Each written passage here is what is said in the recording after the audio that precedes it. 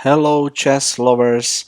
We continue the coverage of Paris Grand Chess Tour, and in this video, we will look at the game between Wesley So and Maxime Vachier-Lagrave, so MVL, as often people refer to him.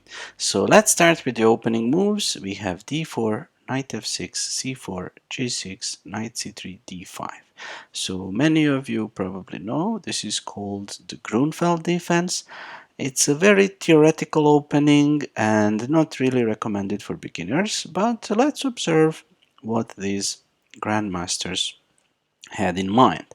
So all of these moves, cd5, knight d5, e4, are mainline theory, knight c3, bc3, and this is a typical situation from the Grunfeld defense. You have, as white, a nice central pawn duo, while black has ideas of attacking that pawn duo with different moves. So bishop g7, knight f3. There are many possibilities here. Bishop d3, rook b1, knight e2, f3, h3, bishop e3. All of these moves have been tried. Bishop e5. And okay, as we mentioned, c5, one of the main ideas. You gave white the center, now you attack it. And here, an interesting move, h3.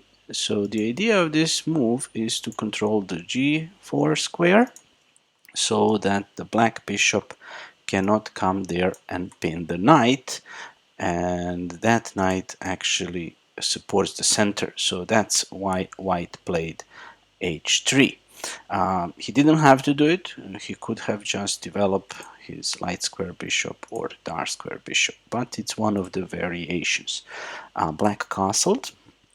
Now bishop e2, knight c6. So the pressure is mounting on the d4 spot. And here, if white feels like going into a very sharp, crazy position, he can sacrifice the exchange with the move d5, and after, for example, bishop c3, bishop d2, bishop a1, queen a1, white is down the exchange, but black no longer has his dark square bishop, and that might hurt him in the future.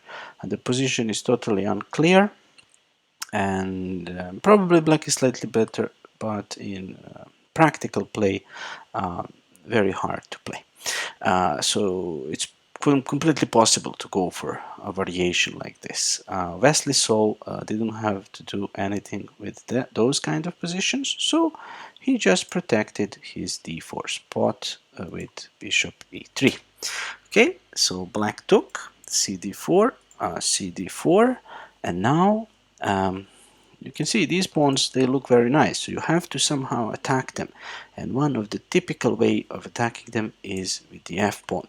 And that's what happened. f5, attacking white's center. Whenever you move the f pawn, diagonals open, so white takes advantage of that and repositions his bishop, bishop c4, giving check. And here, MVL went with his king to the side, which is a safe option. He could also play e6, but then white has a simple move, e5, blocking the center and making the light square bishop limited in scope. You see, it's pointing at its own pawn, and sometimes there are ideas like d5 later on. So it's playable for both sides, but maybe a little bit easier to play for white. Or white could also stir up the waters by gambiting a pawn with castles, and after fe4, knight g5, attacking different spots, although leaving this pawn hanging, a very complex position with chances for both sides. But okay, in the game, king h8 happened, and now white castled. So white is saying to black, you can have my e4 pawn, or you can have my d4 pawn. Let's see first how the game might have developed if black went for the e4 pawn. So fe4, The knight is attacked, and we have a typical maneuver, knight g5, looking at these 2 points. So this pawn is tender, so black might as well capture it. And now let's say knight f7, winning some material, rook f7, bishop f7. And here white should be better because he's an exchange up, and the black's pawns are pretty weak. And also, black cannot really trap this bishop. Maybe if you look at this position, maybe you would think, okay, e6, and where is this guy gonna go? It doesn't have any available squares. Everything is covered, so all we need to do is somehow attack the guy. But how will you attack it? You cannot attack it with a king. You cannot attack it with the knight so easily. It's a long route. If you attack it with a bishop, it's just going to get exchanged. So the only piece that can attack this bishop is the queen. But the queen has a job. It needs to protect this guy. So you cannot really capture this f7 bishop. Let's look at some example. For example, rook c1, queen d7. So now we attack the bishop, but we have to defend the knight. So not possible. White can actually force bishop d4, and now tactical shot, bishop e6, deflecting the queen from d4. If it takes, then we take on d4 with a winning position. Okay, so this is if black captures the e4 pawn. But black can capture the d4 pawn. And how to do that? By pushing f4. So when you push this pawn, you attack the bishop, and it has to move here or here, and then the d4 pawn will be not sufficiently defended. So in the game, we had bishop d2. Bishop c1 is similar, not the same position, but same type of position, where white loses a pawn but takes advantage of the open diagonal files. So let's just check what happened in the game. Knight d4, and now a nice little move, bishop c3. So knight is attacked, and it exchanged itself for the other knight. And let's look at this position. Let's assess it. So first of all, we have the same number of pieces, but when it comes to pawns, black has one extra pawn. But white has 2 bishops that are looking at the black king, and he has 2 rooks that are ready to join the action, while black's rook is looking at its own pawn, and this rook is not even in play yet, and this bishop also doesn't have some bright future, at least for the moment. And the queen is gonna get hit by white's rooks sooner or later. So let's examine some variations. First of all, black should never exchange this pair of bishops voluntarily. Like now, bishop c3, it just leads to a terrible position, because after this check, black has to give up the e7 pawn. So e5, queen e5, queen f6, rook f6, rook fd1, and the material is even, but black has problem with 2 pieces, rook and bishop. They cannot really enter the game. d7 is controlled for the bishop, f5 is controlled, g4, h3, all controlled, and if you go to e6, we're just going to trade and penetrate on d7. Okay, so that was if black exchanges on c3. What if he tries to develop the bishop here? Let's look at that. So b6, we go rook ac1, take the open file, bishop b7, and now rook fd1, attacking the queen. So queen doesn't really want to go to the c file or to b8 because it will block the rook. So it can only go to e8. But once it goes there, there is a nice move, bishop e6, which physically blocks this pawn. And now white already has a threat. Exchange and give this check and take the c file. So very unpleasant position for black. Even though he's a pawn up, he is actually suffering here. So, because this was not a possible idea, bishop b7, MVL chose to go to c6 via d7. And let's examine that. Bishop d7, now there is a little pin, rook pins the bishop, so the queen had to move, queen c7, and now white develops another rook. So the rooks are ideally placed, and black cannot take white's bishop because then the game would just finish. After check on g7, the queen drops.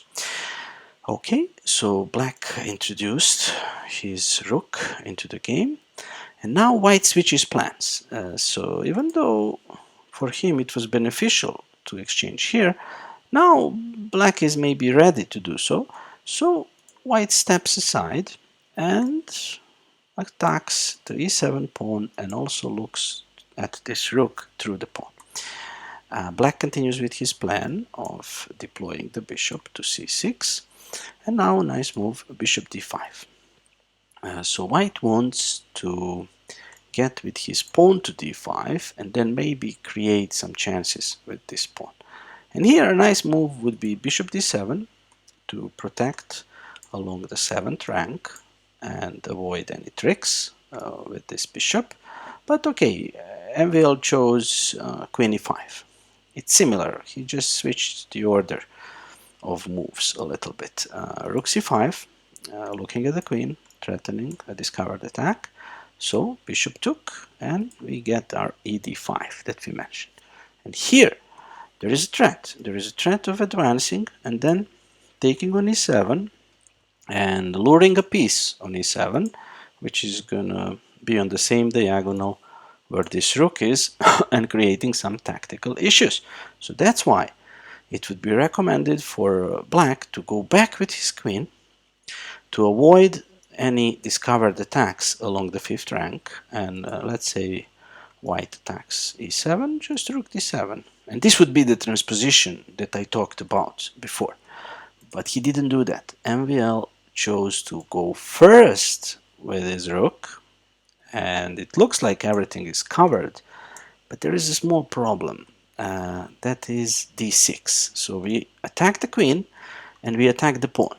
And whichever way black recaptures on e7, there are going to be two heavy pieces on the same diagonal, and this bishop is looking at that same diagonal. So that's the problem.